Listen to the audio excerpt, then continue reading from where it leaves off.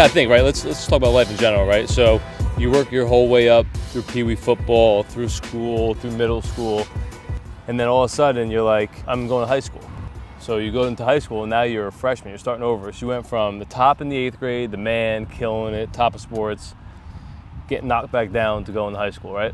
Then you work freshman year, sophomore year, try and get in the field junior, senior year. You're the man, you're ready to go to college, play sports. Then you get to college, and now you get knocked back down again because you're a freshman again. Yeah.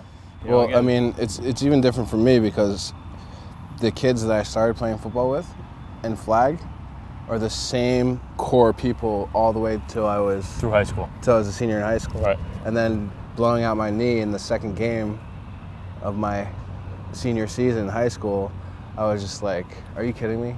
All these years and I have to finish like this? I think that left kind of a hole in both of us, how we ended some unfinished business. Yeah, I mean, it's crazy because talk about unfinished business. Going into my senior year, I was rated one of the top receivers in the state of New Jersey. Right, highest expectations, you name it. The watch out for list. Yeah. And through the first 3 weeks of my senior season, I was leading the state in receiving yards. I had like 450, almost 500 receiving yards through the first 3 weeks, averaging like 157 yards a game. And then we were away on the road, and I was fielding a punt, took a punt, ran to the left sideline, and I was tired, I was out of breath, and my quarterback called like gun right. And because I was tired, I wasn't paying attention, I wasn't focused, I wound up going gun left, and he had to motion me over to the other side of the field, which there was no motion involved, but I was supposed to be on the right side, and we were running a sweep to the right. And I was blocking my guy, I had my defender blocked up, and my running back got tripped up, and as I was blocking him, he fell and rolled. He's a 220-pound kid, rolled over, snapped my ankle, broke my ankle right in that play. So I wound up missing the entire week 4.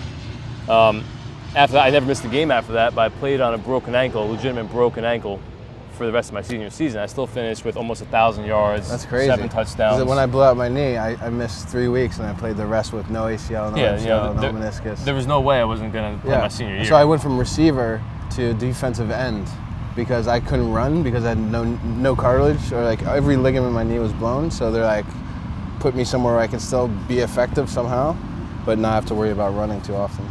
I think that's really what just separates people from do something with their life and people that don't, right? I mean, how easy would it have been? I know me personally, the doctors, the training staff, the coaches were like, just stop, don't do anything. I'm like, listen, like I'm not practicing all week.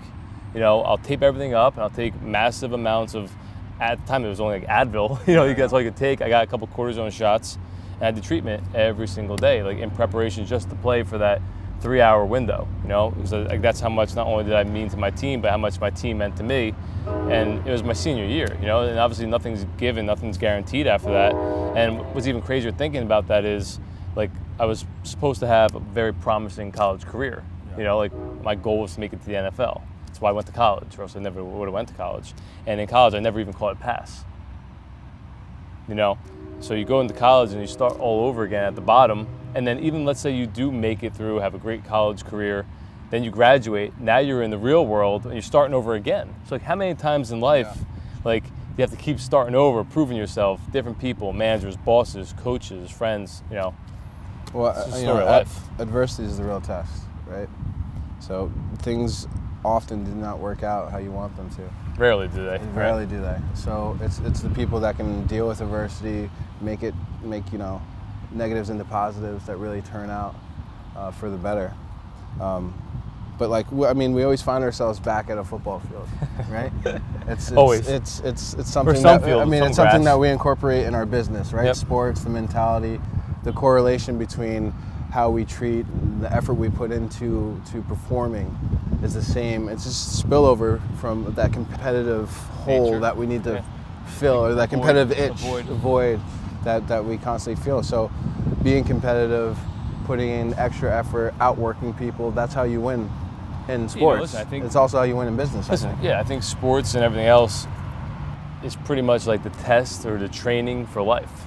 Obviously, like most people who succeed, I know specifically in sales, management, were captains of their teams, they had the experience, they were elite players.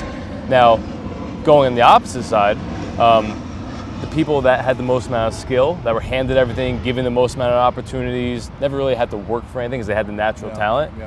they go down the other path. Right. You know, they're the ones that get the odd end jobs, the ones that really are lucky to even probably have jobs because no one's now handing them anything in life. Whereas because their natural talent was speed or height or jumping ability or strength, and now you don't have that. Well, it takes a special type of person to be an independent contractor, to work for themselves. Some people need to be told you show up at 9, you leave at 5, every other week we'll directly deposit this in your bank account, just make sure these tasks are done. And then there's other people that can't work for people. They're not built for office environments. They thrive on the kind of back against the wall. No one's depending, it's up to me, right? My success is totally up to me, and no one's going to give it to me. So in the industry that we're in, whether you're a real estate salesperson, a mortgage broker, you're not guaranteed anything. That's why the failure rate is so high, because it's over 99%. So many people do not know how to be their own boss. Just because you are technically your own boss as an independent contractor doesn't mean you know how to run a business. And that's, I think that the biggest hole is just in America in general, right? People, when they get out of college, and I blame it on America for creating this culture and environment and mindset, like it's not cool to work with or for anybody anymore. Right. It's cool to go out there, hey man, you want to be an attorney? Go out there, get your law degree, go be an attorney. But you don't have the experience. Right. And that's why most people fail. But no one ever talks about the startups that fail, the people that get out of college and fail and then wind up going to get a worse job they would have gotten if they would have worked their way up. So listen, I think failure is a good point. Like, when you fail, you learn. You never fail, right? You learn. But people do it the wrong way. So like, why wouldn't somebody find a mentor in high school or college, try different careers out, not jobs, careers that they might want to pursue, gain experience, gain knowledge, so when they get out of college, they can, follow in someone's footsteps, because eventually one day, maybe they'll be positioned to have an entire successful business be given to them or be made partner. Why don't people do that? Right. Well, that's such an important thing. I didn't have that opportunity when I was in high school. I didn't either. I mean, I did with my dad. My dad, but that was it. I had no idea about business, about credit, about finance. I mean, when we talk about home even real estate. Yeah, even real estate or how to purchase, or it seemed like a distant thing in the way future I'll worry about when I'm 30 when plus. I'm 30 plus, I'm married with kids. It's not so.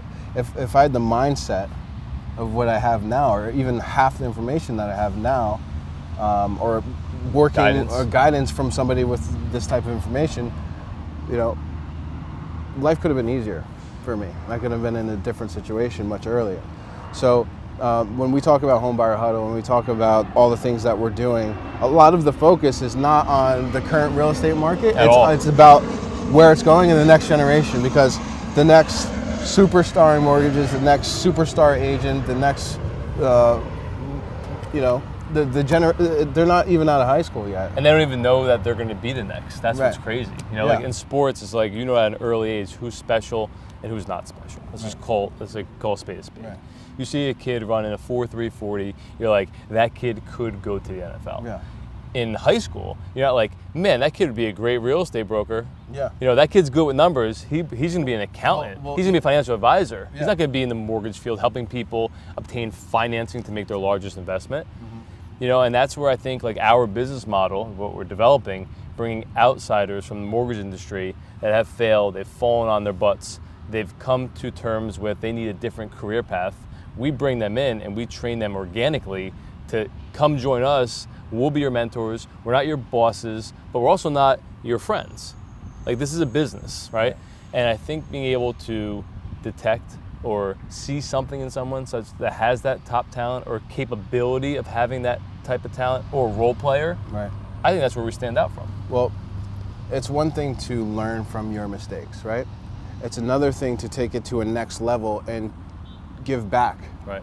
With the knowledge you've learned from your mistakes. Definitely. Right? So you can save people, you can save kids, learning things the hard way by just giving back your knowledge to people that are interested in learning more about what the path to financial freedom looks like. You gotta think that even if we just went into high schools, right, with kids that wanted to play college football, didn't get the opportunity, didn't get the chance, got hurt, whatever, didn't want to go to college. Right. We can relate to them, they could relate to us, and we never know who we can inspire to help be the next us. Yeah. You know, like, and that's what people like really don't see. And like, that's one thing that we have going. Most people don't have. Like, we have that teamwork. We have that. I know my role. You know your role. If you have to take over my role, I have to take over your role. We know that how that works. That dynamic works. And what most people fall into is, no, you're not doing this. You're not doing that, and they focus on the money part of it. Right. And We just don't like you focus on said, the the money. person that runs that 4-3-40, if they have a shitty coach and no guidance, it doesn't matter. Well, they the coach doesn't like them. They can have all the talent in the world.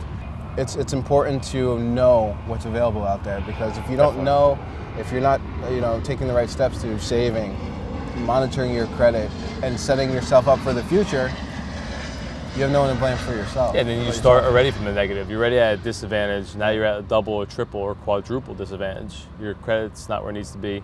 Your income's not where it needs to be. You don't have the money saved up, and you don't have the knowledge or guidance. So as we talk about Home Buyer Huddle, we stress a lot about accurate information, whether you're an experienced real estate investor And knows everything. that knows everything already, Yep. and need to make some solid connections in a network or maybe in a market that you're not familiar with. Yep. Or you're somebody who is in high school that wants to start to think about the process. Right. This is a one-stop shop place. Yeah, listen, all eyes are on New York and New Jersey real estate. Yeah. It's where the most money is, with the exception of California and different pockets in the country. Yeah. All eyes watch New York. Yeah. In sports, in money, in everything, specifically real estate. So I think we have an opportunity here to really, go national, take Home Buyer Huddle to the next level. Obviously, we're in the pre-development stages. If it was a child, they're about 3 months, 4 months cooking. But really watching it come to fruition with all the experience we have and our overall mindset, and then our why, which is obviously giving back to the community and the youth. I think that's really what's going to drive this. I think it can go to the next level. I think it can go viral very quickly. I don't see why not. And bringing in the homeless factor, taking care of the 500,000 plus homeless people, or at least having a goal to make homelessness more of an aware topic, Yeah. and letting people know that there are over 500,000 people in the United States alone that we know of, that we can document, that are actively homeless. Yep, it's important. So that's it. Listen, I think it relies on us. We have every opportunity to win. We just have to execute. Yep. If we execute, we win. Yep, gotta hold on to the ball.